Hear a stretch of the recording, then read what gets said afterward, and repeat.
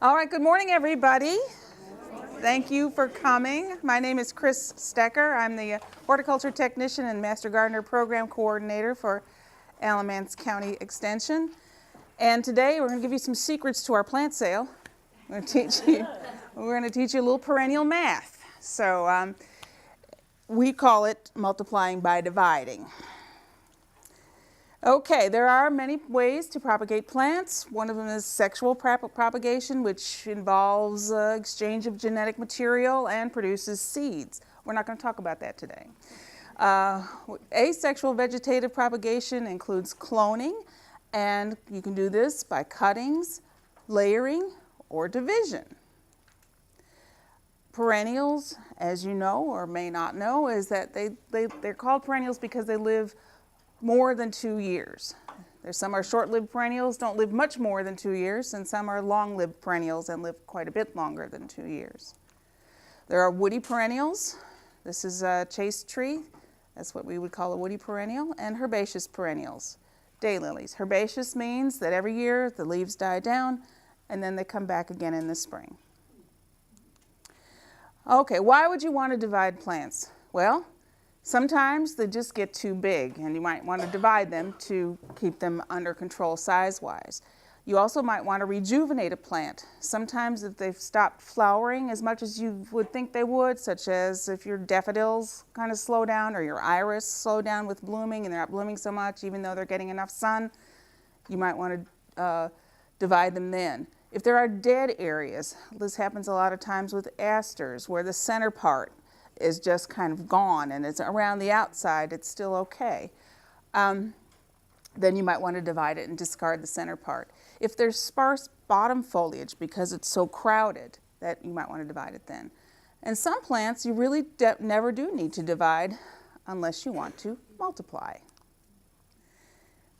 This hosta is a good example of a plant that really never does need to be divided, but it's so satisfying to get more. So when to divide? Okay, this is a rule of thumb, and did everybody get the handout? Yes. Okay, this is a really good handout. This is from Clemson University, which is another land-grant university in South Carolina, but it is really good instructions about dividing perennials. The rule of thumb is to divide spring blooming perennials in the fall and fall blooming perennials in the spring. For fall division, you would do that early fall, September and October, and allow at least 4 to 6 weeks before the ground freezes. Now the ground isn't going to freeze until well after the first frost. Spring division, do this ideally as soon as growing tips emerge. And never divide perennials on a hot sunny day, so you really don't want to do it in midsummer. Now I say this is a rule of thumb, but it is flexible. Okay, when you get ready to divide your plants, you want to water thoroughly, make sure everything's hydrated, and then prepare the area where you want to put the plants. Now if that's going to be in a pot, you want to have, if you want to pot the divisions, you want to have your soil ready and your pots ready. And you want to have the area in the ground dug, a hole dug. Any amendments you're going to put in the soil, you want those mixed in so you can take the plant out, divide it, and put it in its new home. Prune the stems and foliage to 6 to 8 inches to reduce moisture loss. This is not something you would do if you have a lot of new early growth coming out. You wouldn't cut that if it's just growth tips, but if it's leaves, because you're going to be cutting the roots, so you want to reduce the amount of top foliage to take some of the stress off. Don't cut off all the leaves, but cut back some of the leaves. Use a sharp shovel or a spading fork. And you want to cut deeply in all around the plant to do the drip line about 4 to 6 inches away from the crown, and then pry with the tool and lift the whole clump to be divided. So for this you want to use a tool that has a deep blade on it, and I'm going to show this shovel here. It's my new shovel. Mark likes the name. It's called Wolverine. But you see how long this blade is and sharp. And it's this nice little foot pad here so you can step on it and put, actually it's so tall that I might fall off if I'm not well balanced on it. But anyway, this is the kind of shovel that you would want to use for that. Okay, so if the clump is too large to lift, as we discovered with some of our perennials that we were dividing, you might want to cut it in sections. So you find a likely space in the clump that looks like you can divide it there. And then, again, use the shovel and just cut down in there and divide it into more than one piece. Because sometimes two people can't lift 200 pounds of soil out of a hole. Okay, you want to take off as much soil as possible from the roots. Take any dead leaves or stems off. And perennials do have several different types of root systems, and each one needs to be treated a bit differently. There's spreading, clumping, rhizomatous, tuberous, and bulbous. So the spreading root system it has a lot of matted roots, and you'll see this in especially in something like lamb's ears, because they kind of crawl along the ground. The roots are pretty shallow, and they're really a good candidate for just taking off a piece of it, and then moving it somewhere else if you just want more plants. But if you want to rejuvenate the original plant, because it has a tendency to die in the center, you'll dig up the whole thing and then just plant some of the outside parts. They can crowd out their own centers, and that happens a lot with these plants. Asters are notorious for that. So you can pull them apart by hand easily, or you can cut with a shears or knife. So here's lamb's ears being pulled apart easily by hand, and here we're using on a Stokes aster, we're using a knife. Okay, and then you want to replant the divisions at the same level that they were previously growing. The clumping root system has lots of fleshy roots that originate from a central clump, and there are multiple growing points. This is often necessary to cut through the crowns with a heavy, sharp, or serrated knife, and this is, again, a good tool.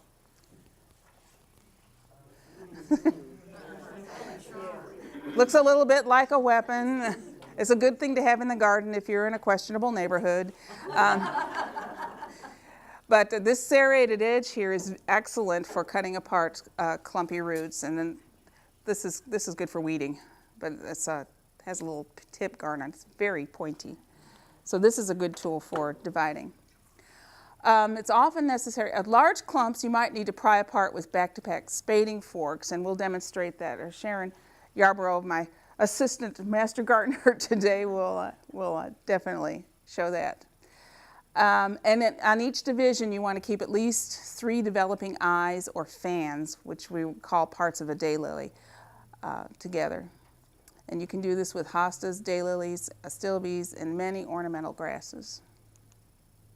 So here's how doing a hosta that has the leaves out. Now, if your hosta comes out this much, you have to be very careful with the leaves, because if you destroy the leaves, they don't come back. I mean, the plant will live, but it'll be ugly for the year. So you just have to be gentle with it. Take it out, and carefully you can use a hose spray to rinse off, and this will show you more where the areas are, where they're coming out of the ground, so you can see easily where to use your knife and cut it apart. And here's another one that's already cut. And here's the 2 spading fork method. You just put the 2 spading forks in back to back and pry them apart, and voila. Right, rhizomatous. I had to look up how to pronounce that.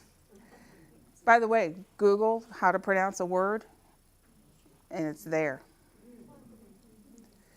Rhizomes are stems that grow horizontally at or above the soil level, and you can see it in a clump of iris. If you look down, you can see that the rhizomes are on top of the ground, basically. And bearded iris are the most common rhizomatous perennial. So you want to cut and discard rhizome sections that are 1 year or older, and any that are diseased or damaged. Each division should include a few inches of healthy rhizome and 1 fan of leaves. So here's how you do it. I'm cutting back the leaves here. And this is generally something that's done right after it's done blooming. However, iris are very resilient, and will come back even if you're doing it this time of year. So this is the fan. You can see here it's got this is the mother bulb or the mother rhizome, and then these are the offshoots. So that's an illustration from your handout, and it shows this is the original plant. And so you're going to discard that part. So here's one of the divisions. You see these really, really long roots? It's okay to trim those. So you want to replant it so that it's actually above the ground. You can put a little bit of soil on it, and you've reduced the weight now by cutting back the leaves. This one didn't have a lot of leaves on it, so it's why it's not cut. But you can reduce the weight and keep it from tipping over by cutting back the leaves to about 6 inches. And these roots are too long. So cut them off? Yep. This is how they were cut off here. Okay, tuberous roots. Dahlias are an example of perennials with tuberous roots. You want to cut the tubers apart with a sharp knife. Dahlias should be lifted in the fall, and you can either replant them then if they're hardy where you are, or actually they can be dug up in the spring and also replanted in the spring if they survive the winter. Dahlias are what they call not reliably hardy here. So if it's your prize dahlia that you won an award at the state fair with, you might want to lift it in the fall and save it till spring. So you want a piece of the original stem and a growth bud attached, and then after division, replant or store the tubers for spring planting. So here we have I almost dug our dahlia in the garden here, but I was afraid to, so I left it. But this is what it would look like if you did, because it was spring and I wasn't sure if it was going to come back. And here, what you do is you break off or you cut off part of this stem that has this tuber attached to it to divide it. Bulbs. Okay, dig entire clumps as you do for other perennials, and then you divide the spring flowering bulbs, which are daffodils, crocus, in late spring after the foliage dies down. And then you divide summer flowering bulbs such as crinum lilies, hymenacalis, and Asiatic lilies in early spring just as new growth begins. Remove the excess soil from the clump, carefully pull the small bulbs from the base of the plant, check the original bulb for firmness, and if it looks good, if it's still healthy, you can replant it. And if it's shriveled or damaged, toss it. Now bulbs, you can, yes? I planted daffodils this past November. It was like after Thanksgiving. Mm-hmm. They're up out of the ground, but they're not blooming.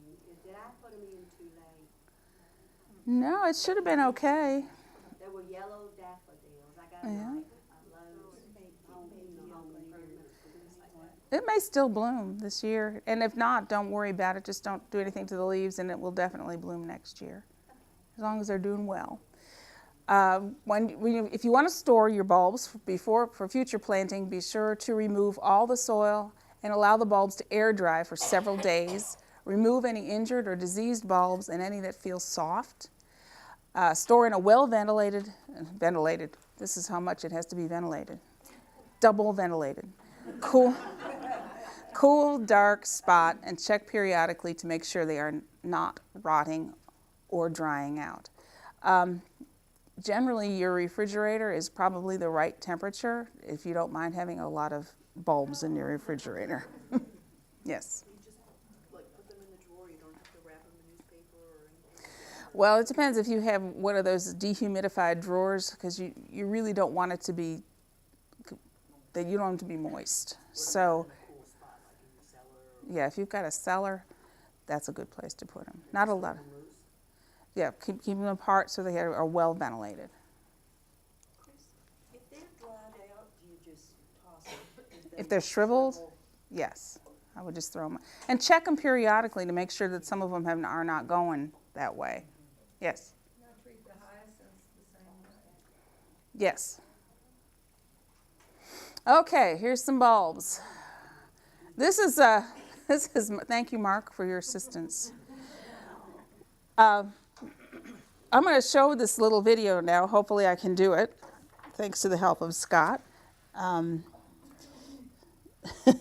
let's see. Alt-tab. And, okay. So here is a little video about crinums, which will give you an idea. I have a nursery in South Carolina. I specialize in crinum lilies, which are big South African lilies. They're very drought tolerant and common in really warm areas. So Virginia down through Florida, all the way through Texas and into California. This is a crinum lily that I've had in this pot for years. I never water it. Incredibly drought tolerant, growing with other drought tolerant plants. We're going to look at how to dig them and divide crinum lilies today. This is a crinum that we dug up a couple days ago. It took 3 guys and about 4.5 hours and real shovels to dig it. It weighed about 100 pounds when we got it up the ground. We just let it dry because that makes it a little easier to divide. And you just kind of wrestle it apart. That, right? Can you zoom into it? Yeah. Pull them apart. Then you're ripping them apart, and then you can take the little bulb. You can replant this about that deep, and in 3 or 4 years, you'll have a bulb that looks like this. What we do in the nursery is plant them out in rows, and then we ship everything dry. So we dig them, we go through a special washing process so that they have no soil on them. And we just ship the bulb. This is our normal shipping size and shipping box. Thanks. I'm Jinx Farmer in South Carolina. So go back up.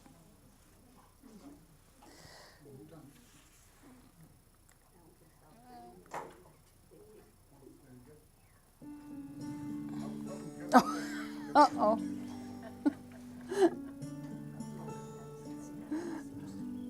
We are in Beach Island, South Carolina, near Oregon, visiting the family farm of Jinx Farmer. So sorry. Hey, almost got it right. So here we decided we were going to dig our crinum, which has been in the ground for 7 years. I did the math on that. And here Mark and I used 2 shovels, and I helped. And we dug a circle around it. And we did something that Jenks and his 3 guys didn't do. We decided that the 200-pound root ball, it wasn't coming out of the ground, even with the 2 of our strong arms after it. So we just arbitrarily cut it. So on the table, you will see that we have not quite half of what was in the ground, and the rest of it's still in the ground to be divided. But that was an interesting experience. Okay, so there are some plants that you do not want to divide. And these are things you might not consider. Things that resent moving are butterfly weed, which is the native plant, but it has a very long taproot. The euphorbias, oriental poppies, baby's breath, gas plant, Japanese anemones. We have divided Japanese anemones, but they do resent it. They get a little cranky about that. So Baptisia and columbines. Those plants is best to transplant seedlings, which they're prolific seeders, many of them. So if you just look in the spring to see where some seedlings are coming up, and then transplant those instead of trying to go with the, or you can plant seeds. Butterfly milkweed grows very well from the seeds. Christmas and Lenten roses are difficult to move when they are more than a few years old. And again, here's a picture. So again, you want to transplant seedlings. So this spring we had a number of nice little seedlings on our hellebores, and we repotted those. Just dig them up. Right here I used this. I dug them up and got probably all the roots, and then just repotted at the same level it was growing. More plants that you should just leave alone. Don't try to divide these small woody shrubs. Lavender cotton, which is Santolina, that's this. perennial candy tuft, lavender, rosemary.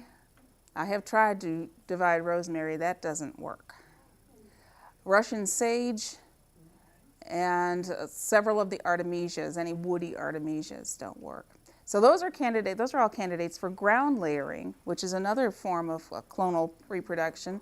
And this is a picture of, this is actually a hydrangea, but it gives a good example of what you do here. You basically wound the bottom side of a branch. Sometimes these just do this without any encouragement. So if you have a big rosemary plant, you actually may find some ground layered sections underneath. Check for roots, and then you're going to cut it off from the mother plant, and then if it has a good root system, you can transplant that rather than try to divide it.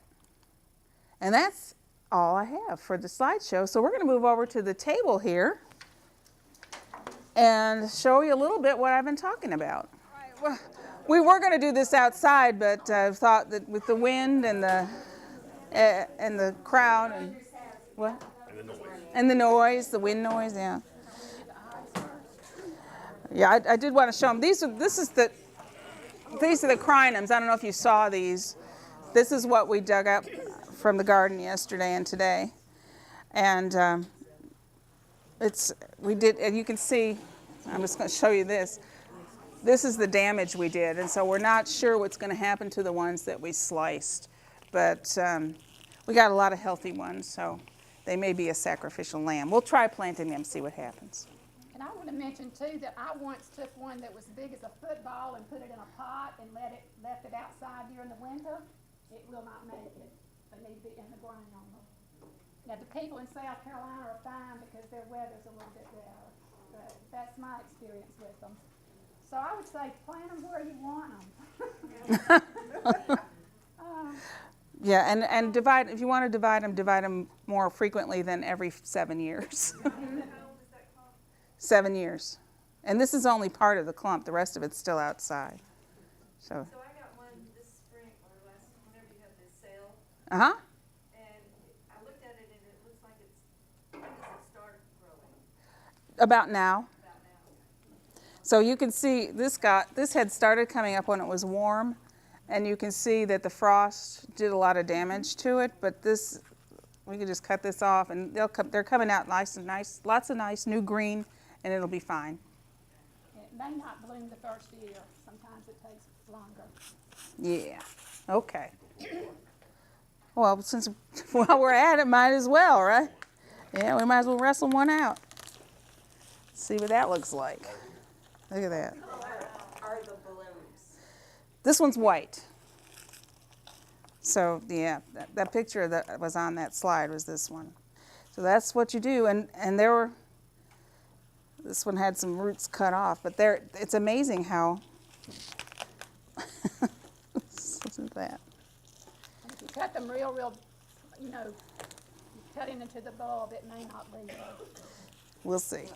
We'll see, but a lot of times they don't. Okay, here's a nice smaller one. Probably a little bit easier to handle. Can you cut the leaves off of yours in this fall? Well, they die down. Yeah. I never cut There you mine, go. but it seems like it's There you go. a new growth. Yes, monster.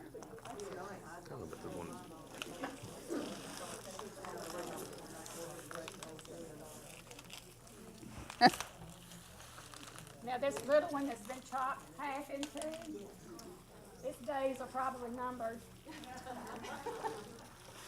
Well, we didn't have 3 strong men to help me out, so we only had one. There was Mark and me, so we did what we could. We did what we could. Plant sacrifice. Let's move these off so Sharon can demonstrate the iris. So.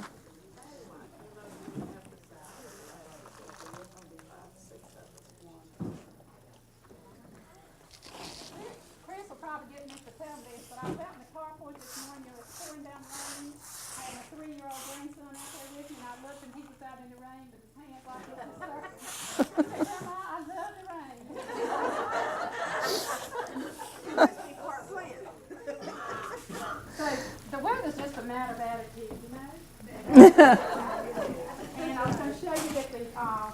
your iris are just beginning to bloom, and this is a tall bearded. This is the first bloom I've had on that, and they're about 2 weeks early this year if you're into iris.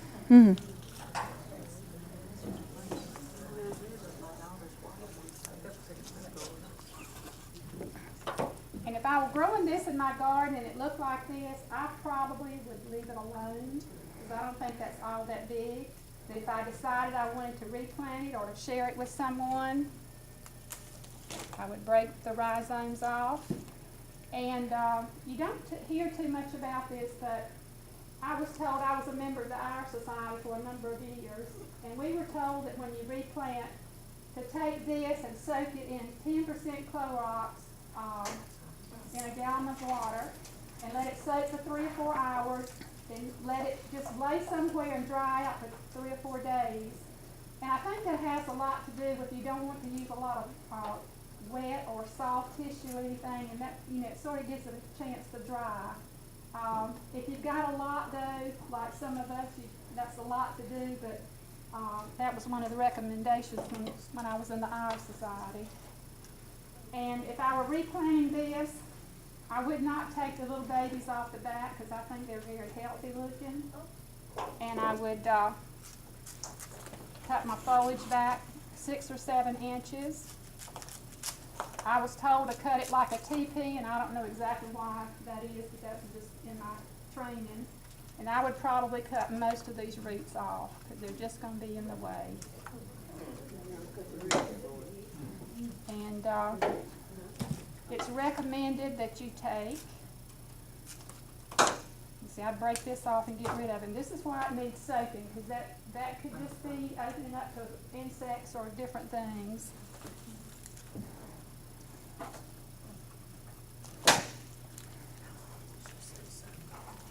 3 or 4 hours. 3 or 4 hours. Yeah. Then let them dry for 3 days. 3 or 4 days. At my house, I have a clothesline, but I know most of you don't. I hang them on the clothesline with a clothespin. You don't use the clothes anymore. I don't use it too much anyway. Okay, now what I've got now is about 3 divisions, and I would plant these where they're facing each other in a little circle. They need to be on top of the ground, excuse me. So that they can take a sun bath. Okay, any other questions about the iris?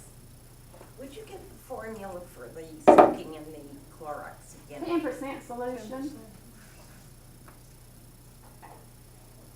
Sharon, Yes. does it matter if you, do you need to soak them before you cut the leaves off and trim the roots, or? I do. That's just, you know, you can just put more in there. I think you could do it either way, but I think cutting them would make more sense. Before you put them in there. Yes. And you cover the leaves also, not just the rhizome. I would cover the rhizome with about 1 inch of soil. No, I'm talking about when you soak it, you're soaking the leaves Oh, it and doesn't everything. matter about the leaves. I just put the whole thing in a bucket of water. Okay.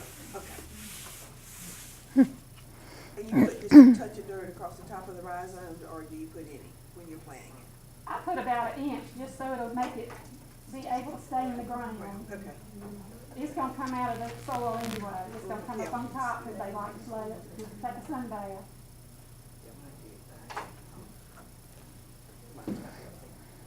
Okay, and we'll move on. Just want to do a daylily? I'll do a daylily.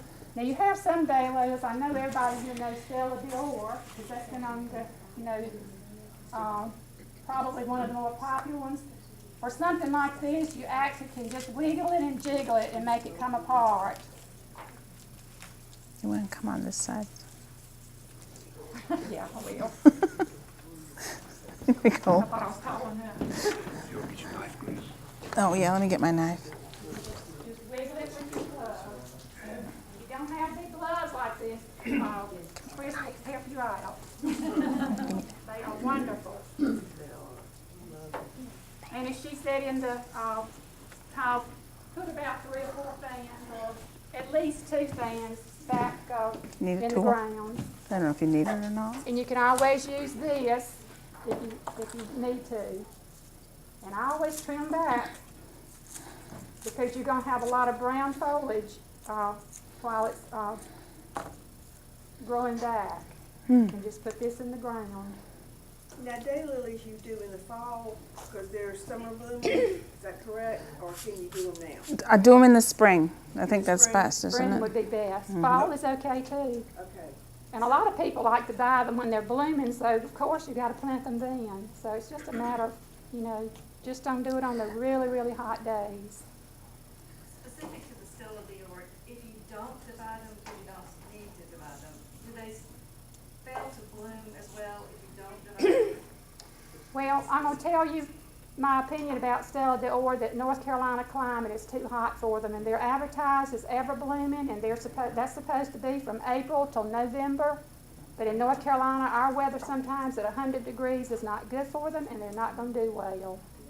So does dividing help that or not help? I mean, can you not divide them? That won't make any difference. Some years they're going to do well for you, other years you're going to say, what happened? It's just Stella.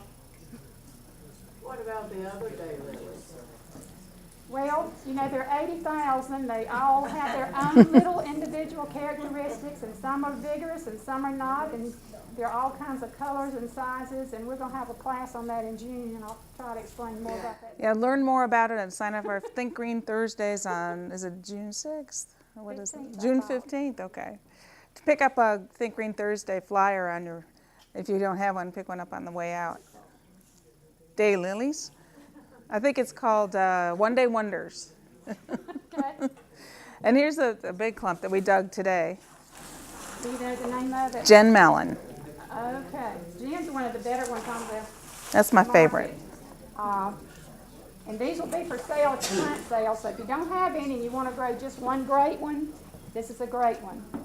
But when your daylilies get this big, and you have more than 17 of those stakes coming out of them, it's time to divide, because they won't bloom as well. What is the name of that one? This Gin- is gin melon. And gin melon has proliferation, which is, you can plant that and make another plant, so it's got a lot of good vigor and it's got good characteristics. Okay, now they do make a daylily divider that I've seen within the last year.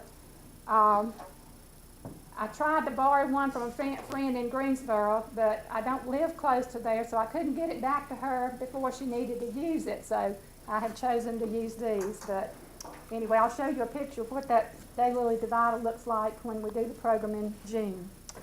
Okay, we're going to use, because I have had talks where I told people to put 2 forks together and they thought I was talking about those things we eat with. After I figured that out, then we started using the tools. And you just put it down in there. Oh, you got a big clump. It's a big clump. Back to back.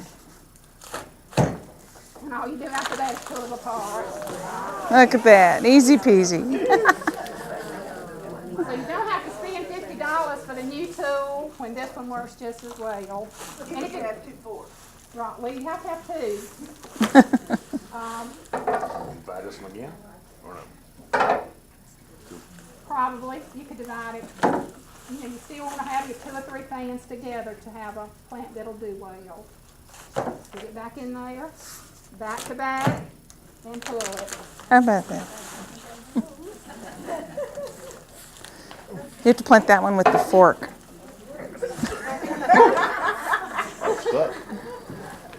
Awesome. Okay, there's other questions about the daylilies.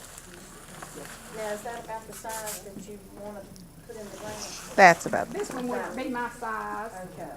Then divide this one again. So we could divide that I would again. divide that again. Yeah. It works well. And as I said, they will not bloom as well if they're in huge clumps. Okay. Okay? Do we want to show putting something in a pot? If they want to see it, what do you want to pot? Do you want to see something potted up? See us pot something up? Let's take one of these things. Oh, that was cut. Ask a question. Yes. Have you ever done the Solomon seal? Or you just dig it up? I mean, because it spreads so bad, you just dig don't move it to another spot, but I do dig it up. Yeah.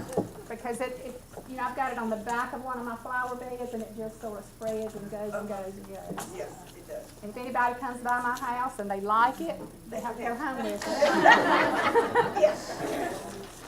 I started off with one little plant several years ago, and I would have never thought it would have multiplied this well. Let's do this one. I was going to do one of the big ones. This is good. And that should fit in one. That might fit in one of these. What is the name of that plant you were just talking about in the vase? Solomon seal. This? The Solomon seal, yes. Makes a nice cut flower, too. I was going to say, you do flower arrangements, it's good. It is the best. It's a great plant. Either one. You can't kill it. No, don't make it a challenge, Sharon. Even dogs don't hurt it. Nothing I hurts gave it to my it. daughter, Nothing hurts and her it. dog. You need to leave about an inch of space at the top of your container. But I told you earlier, my experience with these in a pot was not good. Well, we're But just going to if you have a sale, like we're having in September. September, great way to move them. So we'll hold some of these until September in pots. Okay, you didn't pot all the way down, so I'm assuming this doesn't get planted at the same height that you took it out of the ground. Am I making sense? When I went to Right. the garden last summer, the lady had it planted up on top of the ground. Oh, okay. And I asked her why she was doing that, and she said, I thought that was the way I was supposed to do it. But I told it would live if she put it under the ground. Well, because it looks like, see, that was. I think you want to plant it a little deeper than that. He was showing it like here. That's what I'm getting at, because that looks Right. like you were digging it up almost where the green. Right. But we tried to be very careful about giving advice to people when they're not asking for it. So true. So yeah, that's how you would plant it. And this needs a bigger pot. Bring a big enough pot for that. It needs a bigger pot because these are You're buying one of big. these at the plant sale for $5, that is a bargain. Yeah. You won't find them much less than 12 in the nursery. So yeah. Have it shipped from South Carolina. Yeah, shipping is 12 more. What is it called again? Crinum. Crinum. Crinum? Some people say crinum lilies. How do you spell that? C-R-I-N-U-M. Yeah, everybody needs to grow at least one, but as I said, put it where you want to keep it forever Yeah. and enjoy it. Because they bloom in kind of in the late June when nothing else is blooming, and your eyes will go to it. And they're all colors like white and pink and red, and they're real attractive. Did we want to pot up a daylily while we're at it? We can, but I would cut it off the top first. Cut off the top. Do we still sell those? Yeah, Susan. No, we never sold them. They were your. All right. So how short? I would go taller, up higher. Here? Yeah. Okay. Always learning. You need to leave, if you're doing a daylily, you need to leave maybe 6 inches or more. 6 or 7. Okay, thanks. I'm gonna go home and be busy.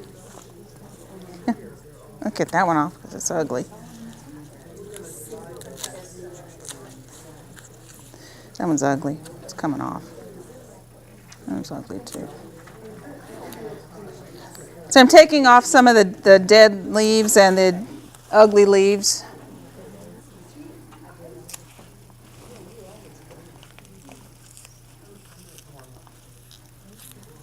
Do you think the root system is healthy looking? Oh, yeah.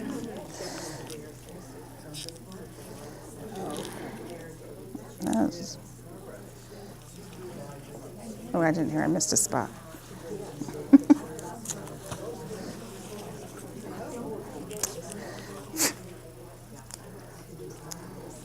Can we get you when we divide the daylilies? Sure. You bet. Get out all these brown roots, clean it up. And a lot of people wash their daylilies because if this were growing outside and there were weeds growing in it, Of course, you're planting your weeds, so a lot of people will take these and wash all the soil off before they do anything with it. And if you're buying from nurseries or from gardeners that sell them, I would recommend you doing the same thing. So we grow every weed that there is.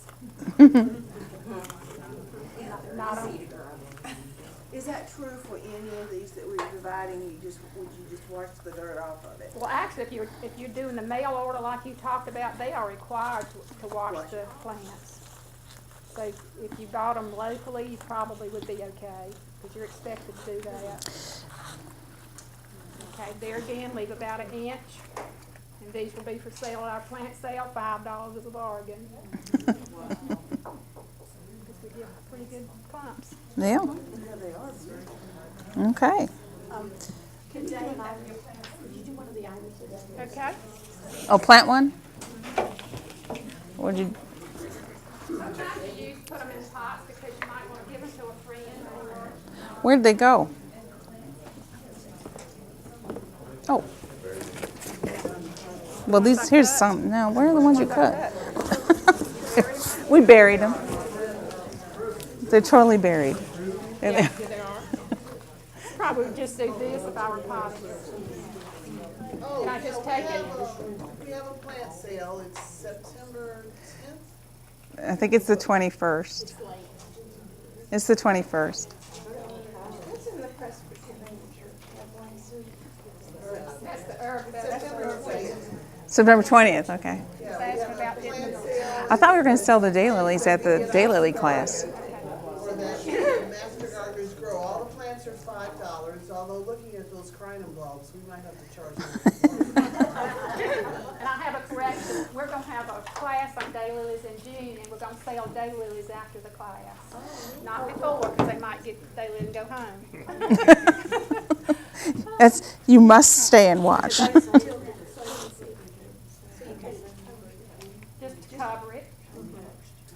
You may have to do more than an inch in this because you're not going to leave it in here forever anyway. Right. And then the plant itself will push up. Is that what you're saying? Yeah. Yes. Okay. Yes. Sometimes I found when you do container growing with the iris, you have to put a little fertilizer in there too because they just keep shrinking and shrinking. Instead of getting bigger like you would think, they shrink. So you have to watch the fertilization a little bit. With some of these plants that you have here, do you have any problems with deer? Not at my house, and that's strange because I live in the country. I never know what they're all in the city. Apparently, they're at my house, and it's in town. But And I can't explain it. I don't know why. I don't know if they eat crinums or not, but I know they eat daylilies and hostas. So, but not hellebores. And what about that Solomon? I don't think they bother those either. So.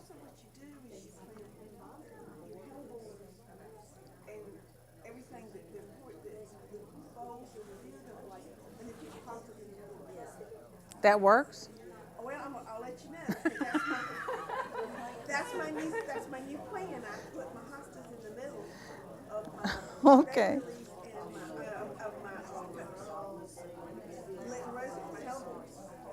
And also I put snowdrops. They're supposed to not like snowdrops.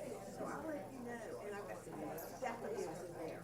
Just extra fertility. You know me, I've got plants. It's not plants. It's plant, but it's plant. All right. Well, I guess that's the class. And thank you for coming today and putting up with us being inside. Because we were planning to do this outside.